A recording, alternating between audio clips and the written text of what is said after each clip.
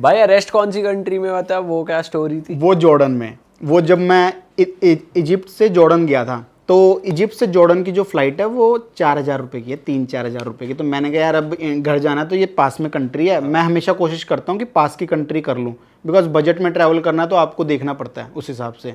तो मैंने कहा 4,000 की है तो चलते हैं इजिप्ट, और वीज़ा ऑन अराइवल था। लेकिन मुझे नहीं पता था कि वहाँ पे जब तक तुम्हारे पास बड़ी कंट्री का वीज़ा नहीं है तब तक वो लोग एंट्री नहीं देते। दे देते हैं लेकिन वही है, अगर तुम अकेले आ रहे हो वहाँ पे डोंकी रूट बहुत चलता है, इस वजह से मेरे को जेल में डाला था उन लोगों ने।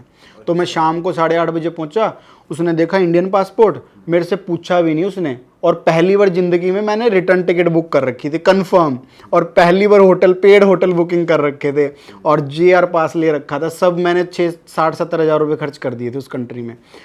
तो उसने पासपोर्ट देखा और एक मतलब हाँ इतना ही बड़ा कमरा होगा, मतलब 10x10 का होगा मेरे हिसाब से, उसके अंदर जाके बंद कर दिया, और उसके अंदर अफ्रीकन भी थे काफ़ी सारे। तो आपको एयरपोर्ट से ही अरेस्ट कर लिया था? एयरपोर्ट से अरेस्ट कर लिया था, पूछा भी नहीं मेरे से कि भाई आप कौन हो, क्या हो, क्यों आए हो, क्या हिस्ट्री है, कुछ नहीं पूछा। पासपोर्ट आपको ये शक किया उनपे कि ये डोंकी रूट से आया है, क्योंकि इसके पासपोर्ट पे बड़ी कंट्री का ठप्पा नहीं है। हाँ, क्योंकि इजिप्ट क्या है कि इजिप्ट में वीज़ा ऑन अराइवल मिल जाता है, तो ये डोंकी रूट वाले ऐसे ही करते हैं। इथोपिया जाते हैं, इथोपिया से इजिप्ट जाते हैं, वहाँ थोड़े दिन रुकते हैं, एजेंट बोलता है कि हाँ तुम्हें यहाँ पे जाना है, तो ये लोग इस तरीके से ट्रैवल करते हैं अराइवल कंट्रीज़ के अंदर। तो फिर उसने अंदर डाल दिया, और उस टाइम पे रमज़ान चल रहा था। अब सारा दिन खाना नहीं खाया, रात को भी खाना नहीं दिया। सुबह 4 बजे ऐसे जैसे कुत्तों को खाना देते हैं ना, वो दरवाजे के नीचे कट कर रखा था, वहाँ से खाना फेंका मतलब उसने, और उसके अंदर राइस थे और लेग पीस था, तो वो फेंका। मैं वेजिटेरियन हूँ, मैंने देखा, मैं सोफे पे सो रहा था, मैं तो ऐसे टेंशन में, तो मैंने कुछ नहीं खाया, फिर मैं सो गया दोबारा। आप रूम में अकेले थे? पूरे रूम नहीं, 4 लोग और थे, अफ्रीकन थे या अरेबिक लोग। तो ये नहीं सोचा चावल खा लूं? उसके ऊपर ही वो रखा था, और मैंने कहा यार अब एक वो इंडियन माइंडसेट रहता है ना, ये तो मिक्स हो गया। तो फिर मैंने खाया नहीं, और उस टाइम पे मन बिल्कुल भी नहीं था, क्योंकि यार मेरे तो टेंशन रखी, मैं इतना पैसा ख़राब कर दिया मैंने और अब ये एंट्री भी नहीं दे रहे मुझे। तो फिर मॉर्निंग हो गई होगी मेरे हिसाब से, फिर मैंने उनसे पूछा, हमको सर मुझे बात करनी है कहीं पे। तो उसने फ़ोन बोला 5 मिनट ओनली। फिर मैंने 5 मिनट, मैंने घर वालों को भी कॉल नहीं किया, और मेरे पापा के आ रखे थे 50 मिस कॉल। मेरे पापा मुझे डेली कॉल करते हैं, मतलब मैं ट्रैवल कर रहा हूँ जब से, मेरे पापा बहुत, वो एक रहता है ना हर फैमिली को डर लगा रहता है, और वो मैं अपने फैमिली के अगेंस्ट ट्रैवल कर रहा हूँ, वो बिल्कुल भी मेरे को सपोर्ट नहीं करते। इतना घूम हाँ, वो सपोर्ट नहीं करते मुझे बिल्कुल भी। तो फिर उनके 50 कॉल आ रखे थे, मैंने उनको कॉल नहीं किया। मैंने मेरे रिलेटिव में एक है अंकल, उनको कॉल किया मैंने सीधा, और उस टाइम पे वो बर्लिन इंडियन एम्बेसी में थे। तो उनको बोला हमको ये हो गया, तो बोले कि मुझे थोड़ा सा टाइम दे। जब तक बात कर रहा था उसने फ़ोन कोस लिया और बोला गो इनसाइड, और उनको इंग्लिश भी नहीं आ रही थी, तो मुझे धक्का मार के उसने अंदर कमरे में डाल दिया और दरवाज़ा बंद कर दिया। फिर मैंने उसको बोला थोड़ी देर बाद मेरे को बाथरूम जाना है, नो नो नो ऐसे गुस्से में बोलने लगा मुझे, और मेरा बाथरूम तो अब क्या करे, ब्लैडर मेरा पूरा भर गया, बहुत तेज़ पेन कर रहा था। फिर मैंने बोला मुझे सर जाने दो प्लीज़ प्लीज़, तो नहीं जाने दिया उसने। अब क्या करे, अब बैठा वहाँ पे झेल रहा था। फिर जो मेरे पास पानी की बोतल थी उसमें बाथरूम किया उन सब के सामने, अब क्या ऑप्शन था। फिर वहाँ से निकले कैसे आप? लगभग दोपहर के आसपास मैंने दोबारा से उनसे फ़ोन मांगा, और उनमें उन्होंने एक जो जॉर्डन में इंडियन एम्बेसी में एक थे बंदे, उनका नंबर दिया उन्होंने। तो मैंने उनको कॉल किया, वो बोले कि उनको बोल दूतावास से कॉल आया, उनको बोल कि बात करें।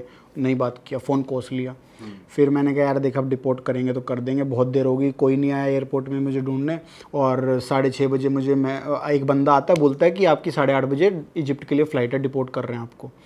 फिर लगभग 7:30 बजे के आसपास एक उनका ऑफिसर आता है, एयरपोर्ट अथॉरिटीज़ का पुलिस ऑफिसर, और वो मीना कर रहा था। तो मैंने कहा हाँ यस मी। तो मैंने फिर वो बोलता मीना, मैंने कहा हाँ धीरज। तो फिर वो उसके फ़ोन में उर्दू में मेरा नाम लिखा हुआ था व्हाट्सएप ग्रुप में, तो बोलता कम विथ मी। तो मैंने सारा सामान लिया, और उस बंदे ने मेरा फॉर्म खुद भरा, वीज़ा ऑन अराइवल का फॉर्म खुद भरा, पासपोर्ट पे स्टाम्प खुद लगाई उसने, काउंटर पे जाके मेरे लिए टैक्सी बुक की, मुझे एयरपोर्ट के बाहर छोड़ा, और टैक्सी वाले को बोला जब तक ये एयरपोर्ट वो इसके होटल ना पहुँचे तो इसको प्रॉपर होटल में पहुँचा के आना, क्योंकि पीछे से दबाव आया इंडियन एम्बेसी का। उन्होंने बोला कि तुम किस तरीके से इस तरीके से हराश कर रहे हो। और फिर मैं अगले दिन वो जो एम्बेसडर थे जिन्होंने मुझे हेल्प की थी उनसे मिला, उन्होंने बोला कि यार आपकी गलती नहीं है, यहाँ पे ये जो डोंकी रूट लेते हैं ना, इन लोगों ने काफ़ी बसड़ कर रखी है यहाँ पे। इस वजह से गवर्नमेंट काफ़ी स्ट्रिक्ट है। और इंडियन को लेके है ना वहाँ पे काफ़ी चल भी रहा है। वो लोग है ना इंडियंस को देख के ऐसे सोचते हैं कि आ गए भूखे नंगे यहाँ पे, ऐसा है। भाई डोंकी मारते हुए तो इंडियन ज़्यादा है। इंडियन ज़्यादा हैं इसी वजह से। देसी लोग मार देते हैं डोंकी पैसा बचाने के चक्कर, बस पहुंच जाए गलत देश से। हाँ ये तो है। अच्छा भाई, आप इतना घूमते हो, आप काउच सर्फिंग भी बहुत करते हो, तो मैं आपकी वो स्टोरीज जानना चाहता हूँ, कुछ ऐसी वियर्ड स्टोरीज। आप किसी स्ट्रेंजर के यहाँ गए हो रहने के लिए और कुछ हुआ हो बढ़िया भाई एक्सपीरियंस? काउच सर्फिंग होता क्या है, ये ऑडियंस को एक बार बता दो पहले आप। काउ सर्फिंग क्या है कि बहुत पहले से चल रहा है, और काउ सर्फिंग में आप लोग फ्री में स्टे कर सकते हो। ये एक ऐप है, वेबसाइट है, एप्लीकेशन है और वेबसाइट भी है, तो लेकिन लोग ऐप यूज़ करते हैं। लोगों ने अपने घर लिस्ट करे हुए हैं इसमें। हाँ, घर लिस्ट नहीं करे हुए। जैसे सपोज अभी अपना घर है यहाँ पे, मैं जहाँ पे रह रहा हूँ, मैं भी ट्रैवलर हूँ और मुझे ट्रैवल करना पसंद है, तो हम लोग ट्रैवलर से मिलते हैं, अपनी बातें शेयर करते हैं, तो लोगों को उनके एक्सपीरियंसेस जानना बहुत पसंद है। इस वजह से ये काउच सर्फिंग कम्युनिटी है। और तो आपने लोग कौन सी कंट्रीज में काउच सर्फिंग करी हुई है? लगभग सभी कंट्री में की है मैंने। थोड़ा बताओ कुछ अब एक्सपीरियंस। जैसे मेरे साथ चोट हुई थी केनिया में। अफ्रीका में क्या है, मैं कोशिश करता हूँ हर कंट्री में काउ सर्फिंग करूँ ताकि मुझे लोकल इन्फॉर्मेशन मिले। पैसे बचाने के चक्कर में नहीं मैं रहता वहाँ पे, मेन रहता है कि लोकल से पता लग जाता है कि यार यहाँ पे कौन सी इंटरेस्टिंग जगह है विजिट करने के लिए। तो फिर मैं जब केनिया से युगांडा जा रहा था, तो एक बॉर्डर के पास एक टाउन था, उसके पास मैं रुका, उस बंदे के पास तो रुका, और उसने क्या है, उसके घर के बगल में एक कमरा था, वहाँ पे मुझे दे दिया कि बोले यहाँ पे रह ले तू। फिर मैं वहाँ पे रह रहा था, तो उस रात को मेरे को बोलता है कि चलते हैं अपन पब में चलते हैं। मैंने अब यार किसी के पास रह रहे हैं, उसको ये थोड़ी बोलूँगा कि यार मैं नहीं जाऊँगा तेरे साथ। फिर वो एक रहता है ना कि यार इसको मैं फ्री स्टे कर रहा हूँ, ये तो साला जा ही नहीं रहा मेरे साथ में। तो मैंने कहा यार चलते हैं, कोई नहीं। और फिर मैं उसके साथ चला गया, और मैंने क्या डोर को लॉक नहीं किया, पीछे से मेरा लैपटॉप ले गया।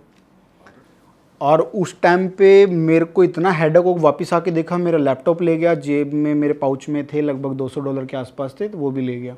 तो फिर मैंने उसको बोला यार मेरा लैपटॉप चला गया। और उसके बगल में एक लड़का भी था जो उसके घर में रह रहा था, बोला कि मैंने कहीं नहीं सुना यहाँ पे ले गया, और मैंने देखा भी नहीं किसी को। मुझे तो उसी पे शक जा रहा था यार, उसके घर से चोरी हुआ है तो इसी ने करवाया होगा। तो बोला कि हमने तो नहीं किया। बोलता है कि अगर दिक्कत है तो कल पुलिस चलेंगे। अगले दिन हम लोग पुलिस स्टेशन गए, पुलिस वाला बोलता है give me $1,000 $1,000 then only I can start application. अच्छा, तो बोलता कंप्लेन लिखने के, मिलेगा नहीं मिलेगा वो बात की बात है। बोलता है कि कंप्लेन लिखने के मेरे को $1,000 दे। मैंने कहा यार $1,000, बोलता है कि और वो भी गारंटी नहीं है आपका लैपटॉप मिल जाएगा कि नहीं मिल जाएगा। बोला हमारे केनिया में ऐसी कोई स्कीम नहीं है कि हम लोग ट्रैक कर सकें। अच्छा। मैंने कहा फिर तू $1,000 किस चीज़ के ले रहा है, क्यों कंप्लेन करवाऊँ मैं? सही बात है। मैंने उसको बोला मुझको देख, कुछ मुझे पता अफ्रीका के लोग कुछ काम नहीं करते, उनको करप्शन है। मैंने कंप्लेन नॉर्मल लिखवाई वहाँ पे। फिर वो उसको मैंने पैसे वैसे नहीं दिए, वो जो मेरे साथ बंदा था उसने बात की उससे और कंप्लेन लिखवाई हमने कैसे तैसे। हम लोग कंप्लेन लिखवा के वापस आ गए। और उस टाइम पे मैंने डिसाइड किया अब क्या किया जाए। तो मेरा तो पूरा चला गया सारा पैसा वैसा, और मेरा प्लान था पूरा ईस्ट अफ्रीका ट्रिप करने का।